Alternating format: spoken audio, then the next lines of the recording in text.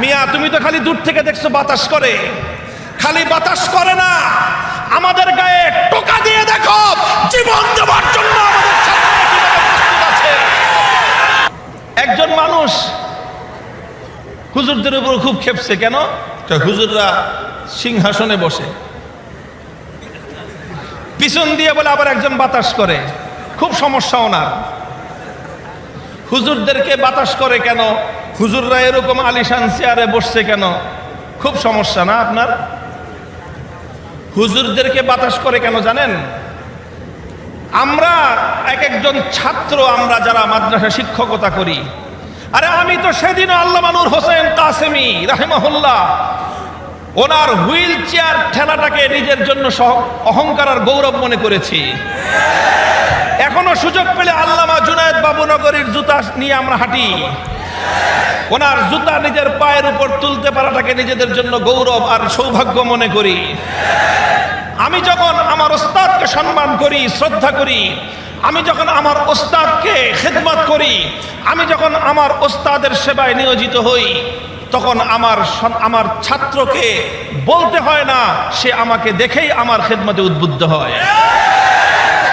আমি আমার ওস্তাদের খেদমত করি, আমার ওস্তাদ হলো 10 জন বা 100 জন, আমার ছাত্র হলো 10,000। আমি 100 জনের খেদমত করি, 10,000 আমার খেদমত করে। আমি 100 জনকে বাতাস দেই, 10,000 আমাকে বাতাস দেয়। তোমরা তোমাদের গুরুজনদেরকে সম্মান করো, তবে আলহামদুলিল্লাহ আমাদের মতো তোমরা গুরুজনদের সেবা এবং খেদমত করো না। তোমরা সম্মান পর্যন্ত সীমাবদ্ধ থাকো, এজন্য তোমাদের ছোটরা সর্বোচ্চ তোমাদেরকে সম্মান করে, সেবা করে না। আর আমরা আপনাদেরকে শুধু শোনানোর জন্য বলি, আমি তো জন্ম নিয়েছি বাংলাদেশে কোনো অখ্যাত পরিবারে না, কি বলেন? শাইখুল হাদিস আল্লামা আজিজুল হক রহমতুল্লাহ আলাইহির পরিবারে জন্ম নেওয়া সন্তান আমি। এই যে আমার আগে বয়ান করে গেলেন আল্লামা মাহফুজুল হক সাহেব, আমার বড় ভাই। আমরা হিফজ পড়েছি একজন উস্তাদের কাছে, অন্ধ হুজুর ছিলেন, অন্ধ। শাইখুল হাদিস রহমতুল্লাহ আলাইহি শুধু দিনের দিক থেকেই বড় ছিলেন তা নয়, পৈতৃক সূত্রে তিনি ধনী মানুষ ছিলেন, সম্পদশালী মানুষ ছিলেন। শাইখুল হাদিসের বাবা আমার দাদা হাজী এরশাদ আলী, তিনি একজন সেই ব্রিটিশ আমলের প্রতিষ্ঠিত ব্যবসায়ী ছিলেন। আমার বাপ শাইখুল হাদিস রহমতুল্লাহ আলাইহি যখন বুখারী শরীফ অনুবাদ করেন, তখন পূর্ব পাকিস্তানের সবচেয়ে বড় কাগজের ডিলার ছিলেন, তিনি সবচেয়ে বড় ইম্পোর্টার ছিলেন কাগজের। সারা হোল এই ইস্ট পাকিস্তানে, সারা বাংলাদেশের সমস্ত কাগজ আমার বাবার দোকান থেকে মানুষ কিনে নিয়ে যেত। সেই আমার বাবা যখন দেওবন্দে পড়াশোনা করেন, এটা হলো 1940 সালের ঘটনা বলতেছি। কত? 40 সালের ঘটনা। আমার দাদা তার সন্তানকে দেওবন্দে পাঠাইছে, দেশের পড়া শেষ হওয়ার পরে যে যা দেওবন্দে যেয়ে পড়ে আসো, ভারতে যাও, বড় বড় হুজুরদের কাছে পড়ে আসো। তখন তো এক দেশ, ব্রিটিশ। তো এখান থেকে তিনি তার সন্তানের জন্য টাকা পাঠাতেন প্রতি মাসে। কত টাকা পাঠাতেন আমি আমার বাবার মুখে আমরা শুনেছি, সব ভাইয়েরা। আমার দাদা খবর নিছে গোটা আশপাশ এলাকার মধ্যে যে এমন কে আছে যার সন্তান বিলাতে পড়ে। বিলাত বুঝেন? ওই সময় লন্ডনকে বিলাত বলতো, যারা প্রবীণ তারা জানেন। লন্ডনকে বিলাত বলতো। খবর নিছেন, ওই সময় মানুষ ব্যারিস্টারি পড়তে বিলাতে যেত। খবর নিছে আমার দাদা 14 গোষ্ঠীর মধ্যে যে কে আছে এরকম যার সন্তান বিলাতে পড়ে, লন্ডন। তো পাইছে এরকম একজন, যে গেছে জিজ্ঞেস করছে, তুমি যে তোমার ছেলেরে লন্ডনে পাঠাইছো ব্যারিস্টারি পড়াইতে, মাসে কত টাকা পাঠাও? তো বলছে মাসে 50 টাকা হইলেই এনাফ। ওই সময় তো ব্রিটিশ আমল, আজ থেকে 80 বছর আগের কথা বলতেছি। 80 বছর আগে 50 টাকা হলে রাজার হালে চলতে পারে। আমার দাদা এসে সিদ্ধান্ত নিয়েছে, আমি আমার সন্তানকে মওলানা হওয়ার জন্য প্রতি মাসে 100 টাকা পাঠাবো। 100 100 টাকা করে প্রতি মাসে রেজিস্ট্রি ডাকে পাঠাতেন, নর্মাল ডাকে না। আজিজুল হকের নামে যখন 100 টাকা নিয়ে যেত দেওবন্দের পোস্ট অফিস, এটার মধ্যে হালচাল হয়ে যেত যে 100 টাকা পাঠায়, এটা কোন শিল্পপতি, কোন বাপের বেটা। একটা মানুষের তখন চলার জন্য মাসে 5 টাকা যথেষ্ট ছিল। একদম সাবলীলভাবে 5 টাকা দিয়ে ভালো ভালো বড়লোক এবং আপনার ফ্যামিলির যারা ধনাঢ্য ফ্যামিলির ছেলেরা অনেকেই পড়াশোনা করতো। মাসে কত খরচ? 5 টাকা। ওই যুগে আমার দাদা তার সন্তানের জন্য পাঠাইতেন 100 টাকা। 100 টাকার প্রয়োজন আছে এজন্য না, তার মনের মধ্যে একটা কথা ছিল, ইলমে দ্বীনের প্রতি একটা আজমত ছিল যে তুই বেটা তোর সন্তানকে যদি ব্যারিস্টারি পড়াইতে 50 টাকা দিতে পারোস, আমি আমার সন্তানকে কোরআন হাদিস পড়ানোর জন্য 100 টাকা দেব। সেই বাপের ঘরে জন্ম নিয়েছি। আমার বাপ যখন ঢাকায় মাদ্রাসায় পড়তে আসছে, মাদ্রাসায় বড়কাটরা মাদ্রাসায় পড়তে আসছে, আমার দাদা বলছে, বাড়ি ছিল ব্রাহ্মণবাড়িয়া, ছেলে ঢাকায় থেকে পড়াশোনা করবে। শামসুল হক ফরিদপুরি, হাফিজি হুজুর, পীরজি হুজুর, ওনারা ব্রাহ্মণবাড়িয়া থেকে ঢাকায় চলে আসছেন, ছাত্র হুজুরের সাথে ঢাকায় চলে আসছে।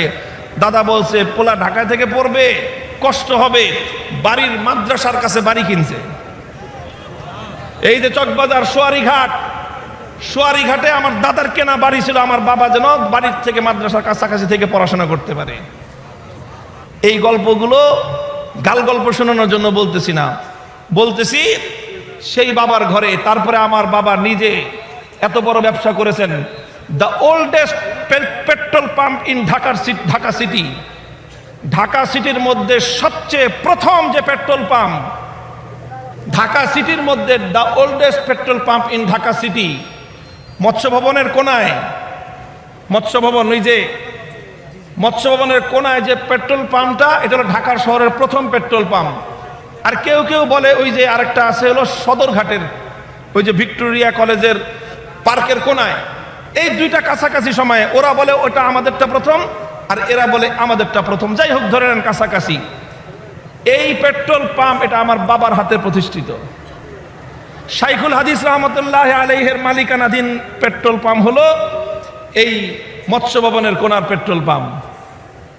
এই কথাগুলো বলতেছি, আমার বাবা একজন অন্ধ হাফেজ সাহেব ঠিক করলেন, মসজিদে থাকতেন, আর আমরা ভাই বোন সব গিয়ে হুজুরের কাছে পড়তাম হেফজ। হুজুরের খাবার আমাদের বাসা থেকে যেত, খাবার অন্য কেউ নিলে চলতো না। আমরা পালাক্রমে ভাইরা, মা বেড়ে দিতেন, আমরা ভাইরা নিজ হাতে নিয়ে হুজুরের কাছে খানা পৌঁছে দিতে হইতো। বলতো আমার আব্বা যে খাবার, হুজুরের খাবার নিজে দিয়ে আসবে নিজ হাতে।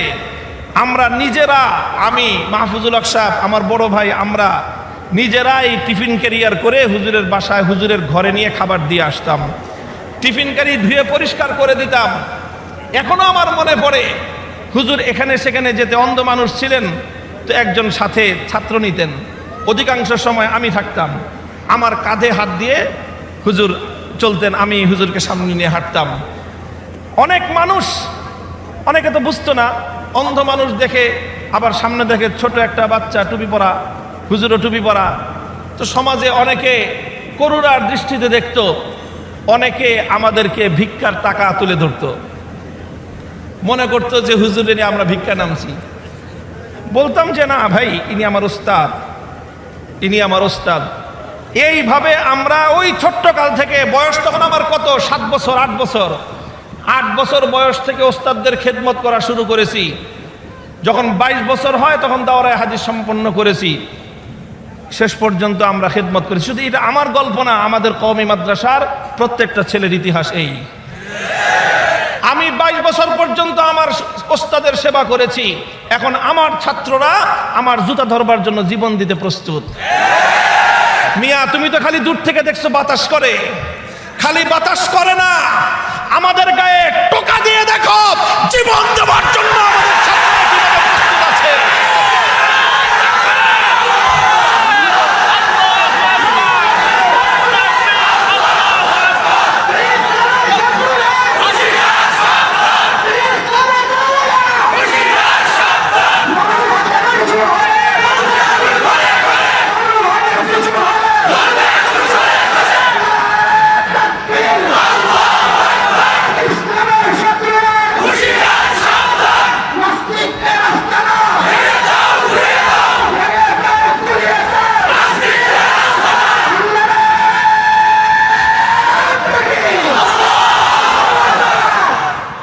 মোহতারাম হাজিরিন, মূল সমস্যাটা কোথায় আমি আপনাদেরকে চোখে আঙ্গুল দিয়ে দেখিয়ে দেই।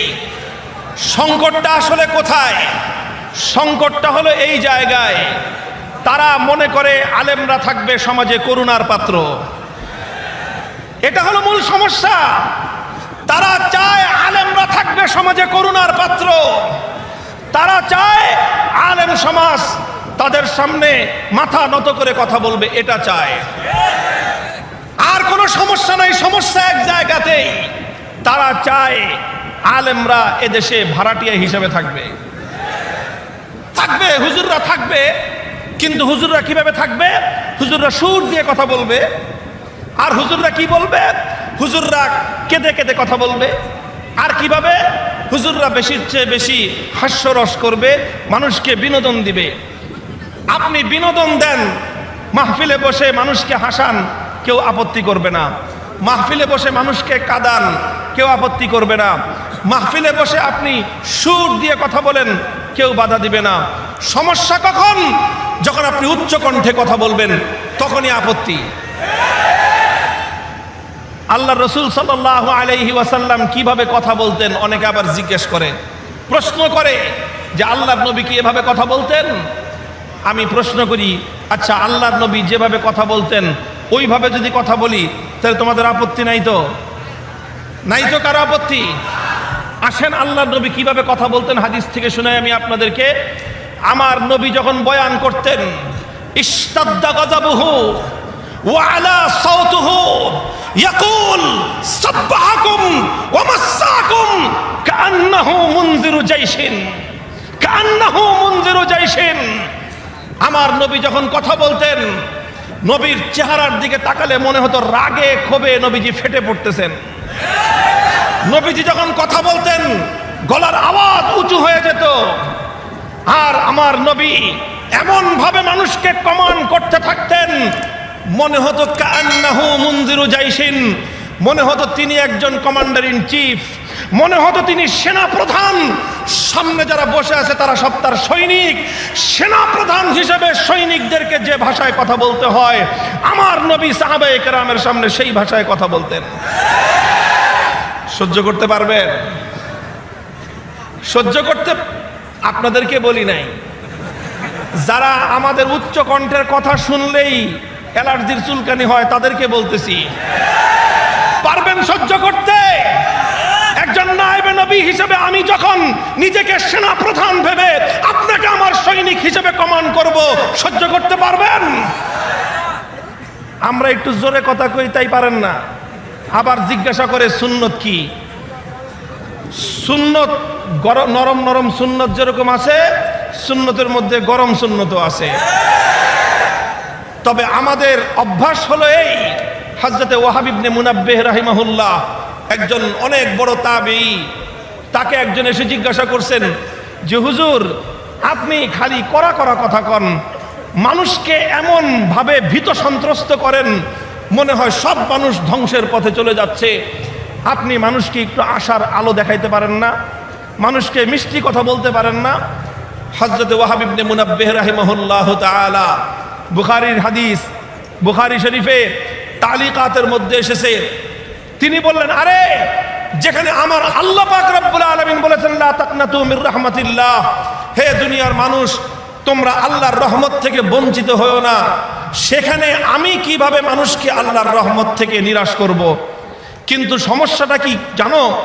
সমস্যাটা হলো এই, ওয়ালাকিন তুহিব্বুনা আন তুবাশশারু আলা মাসাবি আমালিকুম। তোমরা চাও কি? তোমরা চাও হলো কাম করবা সব অপকর্ম, আর হুজুররা তোমাদেরকে জান্নাতের সার্টিফিকেট দিবেন। এটা আজ 1300 বছর আগের মানুষের মানসিকতা। মানুষ চায় করবে অপকর্ম, আর হুজুর একটা ধমক দিলেই, আরে হুজুর ধমকের সুরে কথা বলেন কেন? আল্লাহর নবী কি ধমকের সুরে কথা বলতেন? ওরে বাপ রে বাপ, মনে হয় যে নবীজির সুন্নতের কত বড় পাবন। আল্লাহর নবী ধমকের সুরেও কথা বলতেন। আল্লাহর নবী নরম সুরে যেমন বলতেন, কান্না মাখা কণ্ঠে যেমন আল্লাহর নবী কথা বলতেন, আবার আমার নবী এমন কণ্ঠ শক্তভাবেও কথা বলতেন, এমন ভাষায় আল্লাহর নবী কথা বলতেন যেন নিজেকে একজন সেনা প্রধান মনে করে সৈনিকদেরকে যেভাবে কমান্ড করতে হয় সেভাবেও আল্লাহর নবী কথা বলতেন। সব হুজুররাই তো নরম কণ্ঠে কয়, খালি এক মামুনুল হক আর 2-4 জন আছি আমরাই তো কই। আমগো 2-4 জনকেই যদি আপনাদের এত সমস্যা লাগে তাহলে বুঝে দেখেন যে আসলে সত্যিকার ইসলাম মানতে আপনারা কতটা হীনমন্য। আল্লাহ পাক বুঝবার তৌফিক দান করেন। আমি একটা দৃষ্টান্ত দিয়েছিলাম যে আসলে সমস্যাটা কি। বাপ চাচা 2 জনে মিলে অ্যাসেট করছে, অনেক জায়গায় আছে না, আমারও বাপ চাচা ওনারা 2 জনে মিলে ব্যবসা করতেন, পেট্রোল পাম্পও বাপ চাচা 2 জনে করেছেন, তারপরে লালবাগে বাড়ি কিনেছেন, 2 ভাই একসাথে জায়গা কিনেছেন, একসাথে বিল্ডিং করেছেন, দীর্ঘদিন ওনারা একসাথেই ছিলেন। তো এরকম একটু একটু একটু একটু মাইকের একটু খেয়াল করেন, মাইকের কোনোভাবে ব্যবস্থা করা যায় কিনা একটু। মুহতারাম হাজিরিন, তো মনে করেন আপনার বাপ চাচা 2 জনে মিলে জায়গা কিনেছেন, 2 জন মিলে বিশাল ইমারত তৈরি করেছেন, বিশাল বাড়ি বানিয়েছেন। এখন এই বাড়ির মধ্যে আপনার বাবার অর্ধেক হিস্সা, আপনার চাচারও অর্ধেক হিস্সা, ঠিক আছে। ঘটনাচক্রে হঠাৎ আপনাদের ভাই বোন 4-5 ভাই বোন সব ছোট, ওই অবস্থায় হঠাৎ আপনার বাবা মারা গেছেন অ্যাক্সিডেন্ট করে। আপনারা তখন সব ছোট, কিছু বুঝেন না। এই সুযোগে আপনার চাচা তিনি ভাতিজারা ছোট থাকার কারণে সমস্ত সম্পত্তি নিজে গ্রাস করে নিছে, বাড়িটা দখল করে নিছে। এরকম 2-4টা দুর্ঘটনা ঘটে কি ঘটে না আমাদের সমাজে, আছে না নাই? তো চাচা তো বাড়ি দখল করে নিছে, এখন ভাতিজারা থাকবে কোথায়, কিভাবে থাকবে? পরে ভাতিজাদেরকে 2টা রুম দিছে যে তোরা এখানে থাক। ভাতিজারা 2 রুমেই বিশাল আলিশান বাড়ি, 10টা ফ্ল্যাট, আর সেখানে ভাতিজাদেরকে নিচতলার কোনার 2টা রুম দিছে যে তোরা এখানে থাক। মাঝে মাঝে ওদেরকে 2-4 কিছু টাকা পয়সাও দেয়, 2-4 বেলা খাওয়ায়। তো ভাতিজারা ছোটকাল থেকে এগুলো দেখে বড় হয়েছে যে আমাদের অভাব পড়লে চাচায় আমাদেরকে 2 বেলা খাইতে দেয়, আমাদেরকে দয়া করে অনুগ্রহ করে 2টা রুম দিছে থাকতে। যখন ভাতিজারা বড় হয়েছে তখন বলছে যে ঠিক আছে তোর অনেক বড় হয়েছে, তো এখন পুরো একটা ফ্ল্যাট নিয়ে থাক। একটা ফ্ল্যাট দিয়ে দিছে থাকতে। এখন বলে তোরা তো এখন কামাই করস, কিছু কিছু ভাড়া দে। 4 ভাইয়ের কাছ থেকে ভাড়া রাখে, কয় যে ঠিক আছে ভাড়া দিতে যদি সমস্যা হয় মাসে মাঝে মধ্যে 200-500 টাকা কম পড়লে কমই দিস, তোরা আমার ভাতিজা। তো 200-500 টাকা কমও দেয়। খুব খুশি এরা যে চাচা কত বড় মেহেরবান, আমাদের উপরে 500 টাকা ভাড়া কম নেয়। অন্য ভাড়াটিয়ারা মাসের 5 তারিখ ভাড়া না দিলেই তাদেরকে উঠায় দেয়। আমরা 10 তারিখ পর্যন্ত দেরি করলে আমাদেরকে তেমন কিছু বলে না। তারা খুব কৃতজ্ঞ চাচার প্রতি। ঘটনাচক্রে 4 ভাইয়ের মধ্যে 1 ভাই কেমনে কেমনে কেমনে কেমনে সব ঘটনা জানছে যে এই বাড়ির অর্ধেকের মালিক কে, আর বাবা নাই, উত্তরাধিকার সূত্রে ছেলেরা হলো মালিক। বাড়িতে 10টা ফ্ল্যাট হিসাবে 4 ভাই 5 ফ্ল্যাটের মালিক। 5 ফ্ল্যাটের মালিক যেই বাড়িতে, ওই বাড়িতে দয়া করে তাদেরকে একটা ফ্ল্যাট দিয়েছে থাকতে, তাও আবার ভাড়া নেয়। ভাড়া মাঝে মাঝে একটু কনসিডার করে। এই আচ্ছা বলেন, যেই ভাইটা এটা জানছে, জানার পরে তার আচরণটা কিরকম হবে, ওর কথাবার্তা কিরকম হবে? ওর তো এখন কথাবার্তা বদলে গেছে, ও চাচারে দেখলে গরম গরম কথা বলে। এখন বাকি 3 ভাই ওরে কয় যাই তুই এত জোরে জোরে কথা কস কেন, তোর কারণে তো আমরাও বিপদে পড়ি। কি বিপদে পড়ো তোমরা? কয় চাচায় আম করে থাকতে দিছে বাসায়, চাচায় আম করে ভাড়া কম নেয়, চাচায় আম করে টাইম দেয়, মাসের 10 তারিখ হলেও কিছু কয় না, 500 টাকা কম দিলেও কিছু কয় না, তোর কারণে তো এখন আমরাও বিপদে পড়বো। এখন বলেন ও দুঃখ লুকাবে কোথায়? 5টা ফ্ল্যাটের মালিক আমি, আর আমার সেই 5 ফ্ল্যাটের জায়গায় 4 ভাইকে খুপড়ি ঘরের মতো 1 ফ্ল্যাটে রেখে তুমি আবার ভাব ধরছো যে আমাদেরকে অনেক অনুগ্রহ করো। 1 ভাই চিৎকার করে, বাকি 3 ভাই এসে ওর গলা চেপা ধরে যে তুই চিল্লাইস না, আমরা বিপদে পড়বো। আজ আমার অবস্থাটা হয়েছে বাংলাদেশে ওই অবস্থা। ভাবসা বের এরকম মনে হয় এদেশের আলেম সমাজ কারো অনুগ্রহে বেঁচে আছে। দুঃখ লাগে। আর আমাদের আলেম সমাজেরও অনেক ভাইয়েরা আছেন এখন আমাকে নিয়ে ওনারা বিব্রত করা অবস্থায়। আমার এসে কয়, হুজুর আপনি দয়া লাগে একটু আস্তে কথা কন। আস্তে কথা বলে কি হবে? কয় যে চাচাই যে আমাদেরকে ভাড়ায় কম নেয়, এই সুবিধাটা আমাদের হাতছাড়া হবে না। ওলামায়ে কেরাম কথা শুনে রাখেন, এদেশে আমরা ভাড়াটিয়া হিসেবে থাকি না, এদেশের মালিকানা সূত্রে আমরা বসবাস করি। আমার এই কথা শুনে একটা গল্প মনে পড়ে গেল। কয়েকদিন আগে এই যে জিঞ্জিরায় ওই কেরানীগঞ্জের এক মসজিদের ইমাম একদিন এসে আমাকে বলতেছে যে হুজুর আমার এক মুসল্লি আছে, একদিন এসে আমারে কয় কি আপনার কথা, আগে তো আপনার নাম শুনে নেই, এই গত 1-1.5 মাস মামুনুল হক মামুনুল হক খুব শুনতেছে। তো আইসা আমাকে বলতেছে যে মামুনুল হক সাহেব এমন ভাবে কথা কয় মনে হয় যে দেশটা ওনাদের, খুব একটা অভিযোগ নিয়ে। তো লোকটা ওই ইমাম সাহেব বলল যে দেশটা ওনাদের মনে হয় ওনার কথায় না? কয় হ্যাঁ মনে হয় যে দেশটা ওনাদেরই। কয় আপনি মামুনুল সাহেবের পুরা বয়ান শুনছেন? কয় না, 2-4টা কথা শুনি, এমন গরম গরম কথা বলে মনে হয় দেশটা ওনাদের।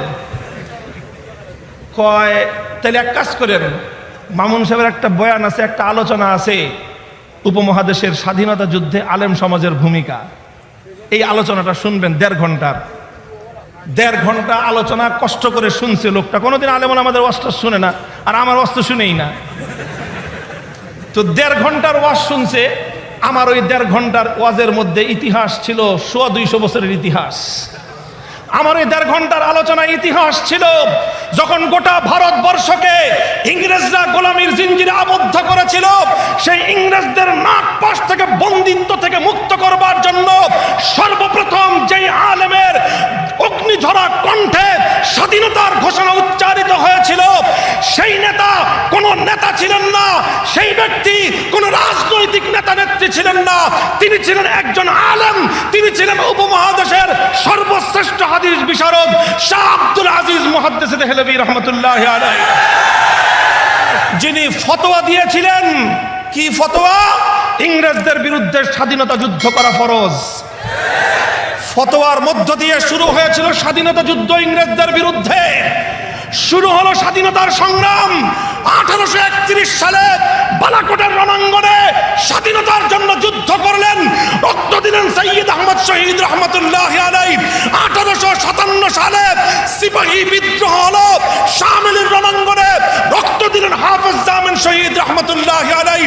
1920 সালে তাহরিকে রেশমি রুমাল হলো, মাল্টার আন্দামান দ্বীপে কারাগারে বন্দী হলেন শাইখুল হিন্দ মাহমুদ হাসান দেওবন্দি রহমতুল্লাহি আলাইহি। 1927 সালে অসহযোগ আন্দোলনের ঘোষণা আসলো, তারকে মুওয়ালাতের ঘোষণা দিলেন শাইখুল হিন্দ মাহমুদ হাসান দেওবন্দি রহমতুল্লাহি আলাইহি। 1947 সালে ইংরেজদেরকে বিতাড়িত করে ভারতবর্ষকে মুক্ত আর স্বাধীন করা হলো। সেই স্বাধীনতা যুদ্ধে বিজয় করবার পর পশ্চিম পাকিস্তান, পূর্ব পাকিস্তান, মুসলমানদের 2 ভূখণ্ডে স্বাধীনতার পতাকা উত্তোলন করেছিলেন মামুনুল হক সাহেবের বাপের 2 ওস্তাদ।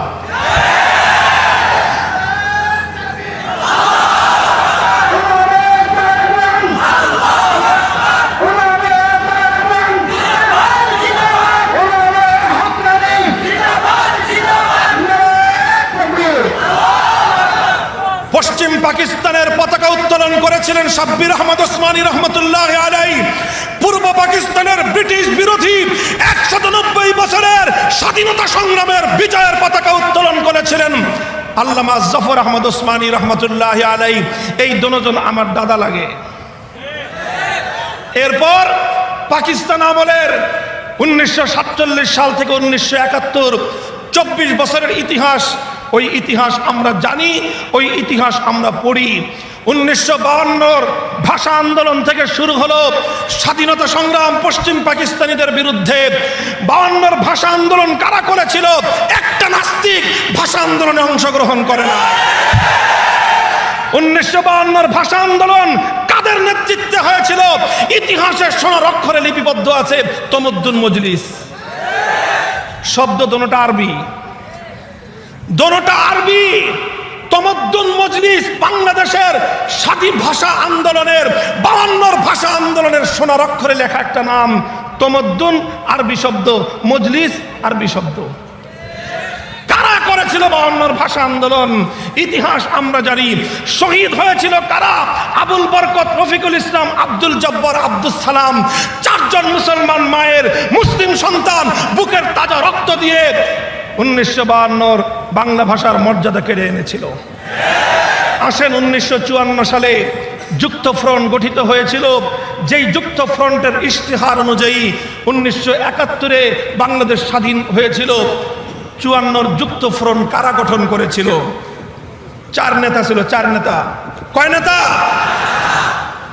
বঙ্গবন্ধু তখনও শীর্ষ নেতার না, তিনি তখন দ্বিতীয় সারির নেতা, ইয়াং লিডার, যুবক। বঙ্গবন্ধুর নেতা ছিলেন হোসেন শহীদ সোহরাওয়ার্দী, শেরে বাংলা একে ফজলুল হক, তারা। আর বঙ্গবন্ধু তখনও মূল প্রধান সারির নেতা হননি, তিনি আরো পরে সামনে এসেছেন। এই যে যুক্ত ফ্রন্ট হলো, যেই যুক্ত ফ্রন্টের ঘোষণার ভিত্তিতে পরবর্তীতে 1969-এর গণ অভ্যুত্থান হয়েছিল, 70-এর নির্বাচন হয়েছিল, 71-এর স্বাধীনতা অর্জিত হয়েছিল। সেই 54 যুক্ত ফ্রন্টের 4 নেতার নাম জানেন? 4 নেতার যুক্ত ফ্রন্টের ইতিহাস ছাড়া, এই যে যারা ইতিহাস পড়ো, পৌরনীতি পড়ো, বাংলাদেশের ইতিহাস পড়লে তুমি দেখবা বাংলাদেশের স্বাধীনতার পাকিস্তান আমলের 24 বছরের ইতিহাসের মধ্যে যুক্ত ফ্রন্টের ইতিহাস ছাড়া বাংলাদেশের স্বাধীনতার ইতিহাস পূর্ণ হয় না। যুক্ত ফ্রন্ট কি হয়েছিল? যুক্ত ফ্রন্ট কি জিনিসের নাম? বাংলাদেশের 4টা দল পূর্ব পাকিস্তানের ঐক্যবদ্ধ হয়েছিল। 4 দলের 4 জন নেতা ছিলেন। কারা ছিলেন তারা? 2 জন মিস্টার, 2 জন মৌলভী। 2 জন মিস্টার, কথা বলেন না কেন? 2 জন মিস্টার, 2 জন মিস্টার, 2 জন শেরে বাংলা একে ফজলুল হক, হোসেন শহীদ সোহরাওয়ার্দী, 2 জন মিস্টার, 2 জন মৌলভী, মৌলানা আব্দুল হামিদ খান ভাসানী, হযরত মৌলানা আতহার আলী রহমতুল্লাহ আলাইহি। আতহার আলী কে চিনো? আমার দাদা। মৌলানা আতহার আলী আমার বাবার ওস্তাদ। মৌলানা আতহার আলী আমার শায়েখ মৌলানা আশরাফ আলী সাহেবের ওস্তাদ। তাহলে 1954 যুক্ত ফ্রন্ট করলো আমার দাদাই। সেই যুক্ত ফ্রন্টের মাধ্যমে বাংলাদেশ স্বাধীন হলো। দুঃখ লাগে আজ বাংলাদেশের পৌরনীতিতে হোসেন শহীদ সোহরাওয়ার্দীর নাম পাওয়া যায়, শেরে বাংলা একে ফজলুল হকের নাম পাওয়া যায়, মৌলানা আব্দুল হামিদ খান ভাসানীরও নাম পাওয়া যায়। সোরার দল আমার দাদা মৌলানা আতহার আলীর নাম কেটে দিয়েছে। ওগুলা সব হিসাব আমাদের কাছে আছে, জবাব চাইব। তুমি যদি ইতিহাস লেখো, যুক্ত ফ্রন্টের 3 নেতার নাম লিখবা, 4 দলীয় জোটের 4র্থ নেতার নাম জাতি জানতে চায়। ওই কথা বলতে তোমাদের মুখের মধ্যে কুলুপ এঁটে থাকে, কারণ মৌলানা আতহার আলীর নাম মুখে উচ্চারণ করতে তোমরা লজ্জাবোধ করো।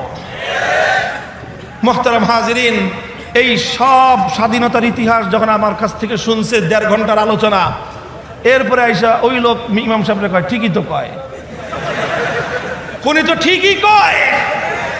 এই দেশটাকে, এ দেশটা শুধু পশ্চিম পাকিস্তানিদেরকে বিতাড়িত করেই স্বাধীন হয় নাই। এই দেশ স্বাধীনতা অর্জন করার পিছনে 3টা আধিপত্যবাদী শক্তির বিরুদ্ধে লড়তে হয়েছে। কয়টা? 3টা আধিপত্যবাদী শক্তির বিরুদ্ধে লড়াই করে তবে বাংলাদেশ স্বাধীন হয়েছে। এমনি কবিতা হয় নাই, সাবাস বাংলাদেশ, সাবাস বাংলাদেশ, এ পৃথিবী অবাক তাকিয়ে রয়, জ্বলে পুড়ে মরে সারখার তবু মাথা নোয়াবার নয়। এমনি 3টা আধিপত্যবাদী শক্তির বিরুদ্ধে লড়াই করেছে আমার এ মাটির সন্তানেরা। প্রথম আধিপত্যবাদ, ব্রিটিশ বিরোধী 190 বছরের মুক্তির সংগ্রাম। দ্বিতীয় আধিপত্যবাদ, কলকাতার দাদাবাবুদের বিরুদ্ধে বঙ্গভঙ্গের নামে এই পূর্ববঙ্গের মুসলিম নেতৃবৃন্দ স্যার সলিমুল্লাহ, শেরে বাংলা ফজলুল হক, হোসেন শহীদ সোহরাওয়ার্দী, বঙ্গবন্ধু শেখ মুজিবুর রহমান সকলে মিলে আন্দোলন করে বঙ্গভঙ্গ করে কলকাতার বিরুদ্ধে রুখে দাঁড়িয়ে পূর্ববঙ্গকে তারা মাথা উঁচু করে দাঁড় করাবার চেষ্টা করেছিলেন। মুহতারাম হাজিরিন, দ্বিতীয় আধিপত্যবাদ হলো কলকাতার দাদাবাবুদের আধিপত্যবাদ। কটা গেল? 3 নম্বর হলো পশ্চিম পাকিস্তানি খান পাঠানদের আধিপত্যবাদ। 3 আধিপত্যবাদের বিরুদ্ধে লড়াই করেছি আমরা, 3 জুলুম শোষণের বিরুদ্ধে লড়াই করেছি আমরা। এরপরে দেশটা মুক্ত এবং স্বাধীন হয়েছে আলহামদুলিল্লাহ। 3টা আধিপত্যবাদ বিরোধী লড়াইয়ে আমাদের পূর্বপুরুষরা সামনের কাতারে থেকে রক্ত দিয়েছেন, জীবন দিয়েছেন, সন্তানদেরকে ইয়তীম বানিয়েছেন, স্ত্রীদেরকে বিধবা বানিয়েছেন, মায়ের কোল খালি করেছেন, অকাতরে জীবন দিয়েছেন, জাতির সঙ্গে গাদ্দারি করেন নাই।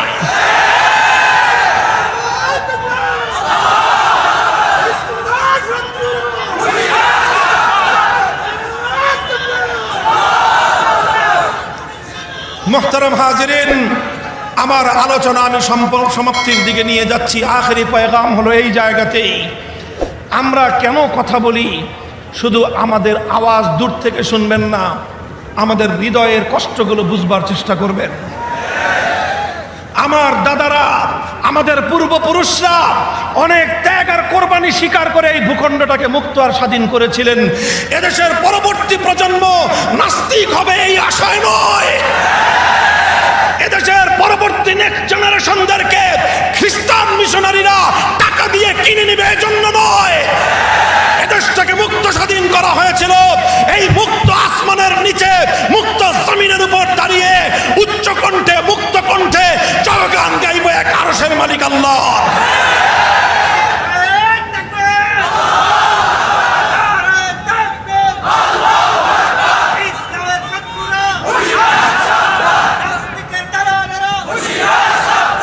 দেশ নিয়ে, স্বাধীনতা নিয়ে কিছু কইলে কয় যে হুজুর এই সব ওয়াজ আপনারা করেন কেন, আর না কইলে কয় কি যে হুজুররা দেশপ্রেমের কথা কয় না। বললে বলে রাজনীতি করেন, না বললে বলে দেশপ্রেম নাই। যাব কোথায়? সমস্যার সমাধানের জায়গায় আলেম ওলামারা যারা আমাদের উপরে বিরক্ত, মাপ চাই, মাপ চাই। আমি ভাড়াটিয়া হিসেবে কারো সঙ্গে আচরণ করতে পারবো না। জীবন যেতে পারে, যতদিন ঘাড়ের উপর কল্লা আছে কল্লা উঁচু থাকবে। কল্লা ঘাট থেকে কেটে পড়ে যাবে, এই কল্লা কোনো মাখলুকের সামনে নত হবে না।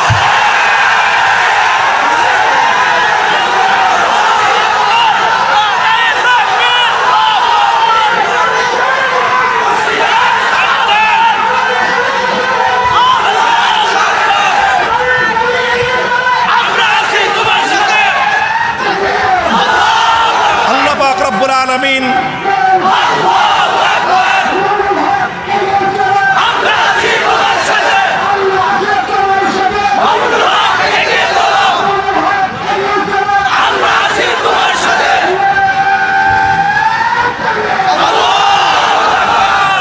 আলহামদুলিল্লাহ, ইসলাম নিয়ে, দেশের মানুষের ভালোবাসা নিয়ে, জাতির প্রতি দায়িত্ব আর কর্তব্য বোধ নিয়ে দাঁড়িয়ে আছি মাথা উঁচু করে। ইনশাআল্লাহ জাতীয় কবির কণ্ঠে সে কথাই বলতে চাই, শির দেগা নাহি দেগা আমামা, শির দেগা নাহি দেগা আমামা। মাথা দিব, মাথার উপর থেকে টুপি দিব না। কল্লা কাটতে পারো, কল্লার উপর থেকে পাগড়ি খুলতে পারবে না। কথা পরিষ্কার। থাকলে বাড়িওয়ালা হিসেবে থাকবো, নিজের বাড়িতে ভাড়াটিয়া থাকবার মতো সেই মানসিকতা, সেই হীনমন্যতা আমার পক্ষে সম্ভব না। আলেম ওলামাদেরকেও বলবো, আপনারা যারা ভাড়াটিয়া হিসেবে থেকে খুশি আছেন অপেক্ষা করেন। এভাবে ভাড়াটিয়া হিসেবে খুশি থাকলে কয়েকদিন পরে ওই সম্পদ আত্মসাৎকারী চাচা ঘাড় ধাক্কা দিয়ে বাড়ি থেকে বের করে দিবে। বাড়ির মালিক হিসেবে অধিকার আদায় করার জন্য রুখে দাঁড়ান। এক ফ্ল্যাটে খুবচি ঘরে ভাড়াটিয়া হিসেবে নয়, 5 ফ্ল্যাটের মালিক হিসেবে থাকতে হবে। আল্লাহ পাক রব্বুল আলামিন তৌফিক দান করেন।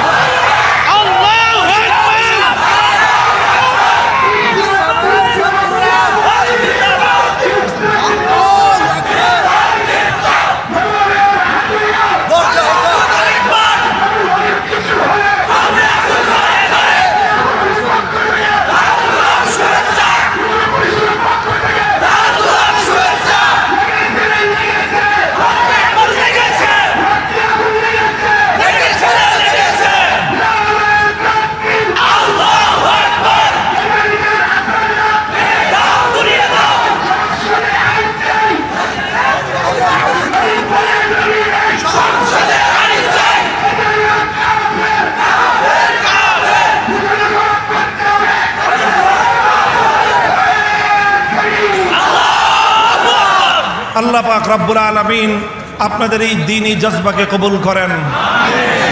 ওলামায়ে কেরামের পাশে থাকবেন তো ইনশাআল্লাহ।